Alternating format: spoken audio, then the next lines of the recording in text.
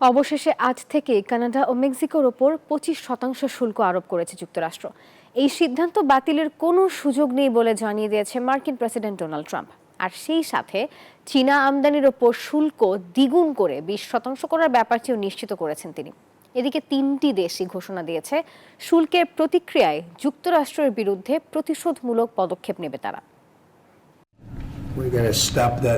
শেষ পর্যন্ত নিজ সিদ্ধান্তে অটল থাকলেন ডোনাল্ড ট্রাম্প। গেল মাসে এক নির্বাহী আদেশ জারি করে কানাডা ও মেক্সিকো থেকে আমদানি করা সব পণ্যের ওপর 25% অতিরিক্ত শুল্ক আরোপের নির্দেশ দিয়েছিলেন। পরে দুই দেশের রাষ্ট্রপ্রধানদের সঙ্গে তার কূটনৈতিক আলোচনার পর শুল্ক কার্যকরের তারিখ পিছিয়ে নির্ধারণ করেন 4 মার্চ।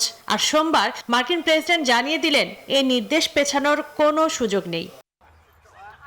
হোয়াইট হাউসের ওভাল অফিসে ট্রাম্প বলেন, আমদানি কর কানাডা এবং মেক্সিকোকে অবৈধ মাদক এবং অভিবাসীদের যুক্তরাষ্ট্রে প্রবেশ রোধে আরও পদক্ষেপ নিতে বাধ্য করবে।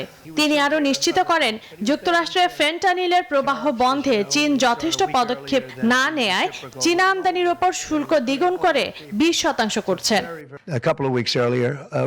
কতটুকু পর্যন্ত তাদের উপর যাব এটা নির্ভর করছে তাদের মুদ্রা নিয়ে তারা কি করে তার উপর। আমার মনে হয় না তারা খুব বেশি প্রতিশোধ নেবে।